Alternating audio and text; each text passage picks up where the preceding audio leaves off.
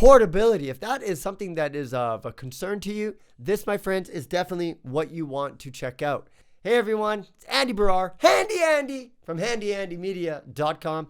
Today we're going to be looking at 3 of these push-kick e-scooters to help you figure out which one is right for you, or even if it's worth the investment. Now, we're going to be looking at the Segway Ninebot Max, the Unagi Model One, and also the Kugoo M2 Pro. The Segway and the Unagi are the premium lines, whereas the Kugoo is more of the affordable option. And to compare them, what we're going to do is look at the build quality. We'll discuss the speed and range. We'll also look at the portability. And lastly, most importantly, the rideability of 3. So sit back, relax, get your popcorn ready, cue in that intro. Let's start with the build quality of the Segway Ninebot Max. That's right, Segway. Y'all heard of Segway. You remember the original Segway, what was it called? The Human Transporter back in 2001? They said that this was going to revolutionize society and how we travel. Never really picked up, but they're still around. 20 years later, they've come out with an e-scooter, the Ninebot Max. And I got to tell you, man, this is just a premium built machine. Everything about it is just sturdy build. Really meant like for long distances, like something that's going to last the test of time. You know, something, it's like an investment. Now, the Unagi Model One, the design is really compact and super portable. So it has this quick folding mechanism that you can fold it right down and then you can carry it. The arm bar just kind of sits parallel and then you can carry it. Whereas the Ninebot Max is very long, you know, it's heavy. So even though it has that premium build quality, if you're not strong, this is going to be hard to move around all the time, especially if you have to go upstairs. The Kugoo M2 Pro, I got to tell you, man, the suspension on this, it's the most affordable of the 3, but the suspension is just like the best.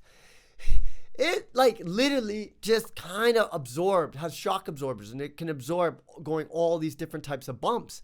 So that design, I got to tell you, is just amazing. And I'll tell you a little bit more about how the other ones compare on the suspensions. Not very good when you compare the Kugoo M2 Pro. So if you need a comfortable ride, my folks, I'm telling you, the M2 Pro from Kugoo is something that you definitely want to check out. Let's talk a little bit about the speed and range. Because I know everybody, it's the first thing you're going to be like, how fast can this go and how far can it go? The Segway Ninebot Max can do 30 kilometers max speed and do 65 kilometer range. That is extraordinary that they can go that long between charges. The Unagi Model One can do a max speed of 32 kilometers, but it only has a range of 25 kilometers. That's a significant difference between 64 and 25. So something you need to take note of. The Kugoo M2 Pro can do a max speed of 25 kilometers and do a distance of 30 kilometers.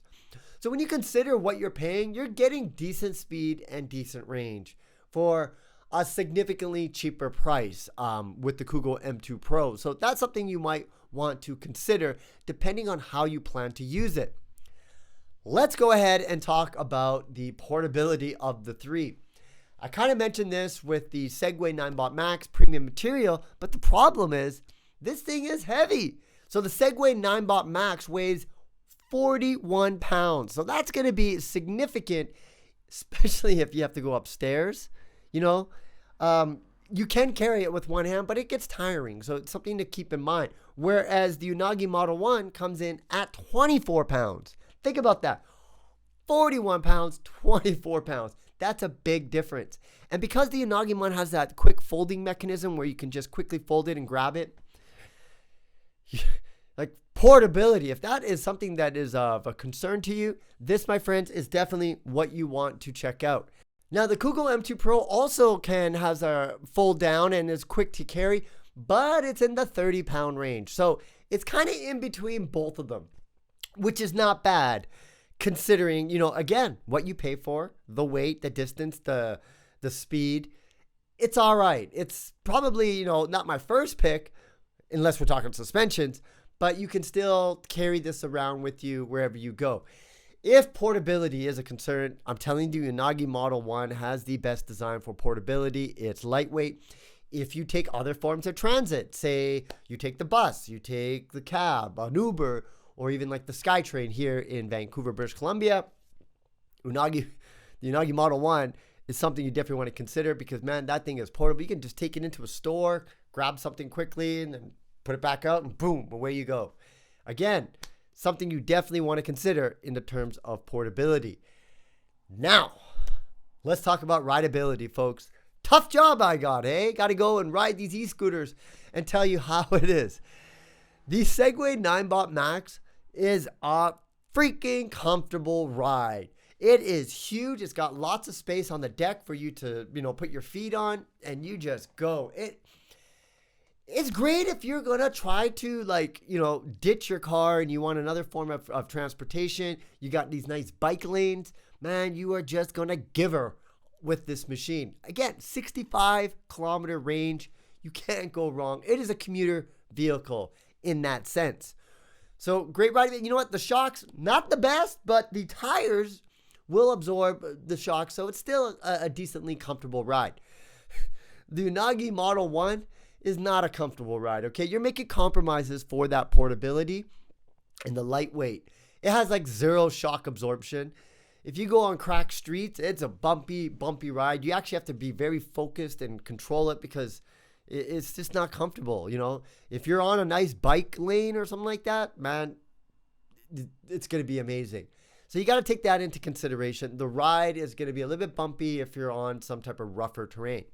The Kugoo M2 Pro, the rideability is amazing on rough terrain. So gravel roads, cracked sidewalks, dude, try to little bumps or whatever, man. When I was riding it, I felt like a kid because I was actually seeking rougher terrains because of suspension. It's just like, yeah, it's just so much fun using it. It's not, you can tell just by looking at it that it's not the most premium of the three, but it is still fun. And, if you need a commuter, you're going on gravel roads or just rougher terrain, you just need to get somewhere, this is something that you definitely would want to consider. When it comes to me, if I had to pick one of these, they said, Andy, you could have one.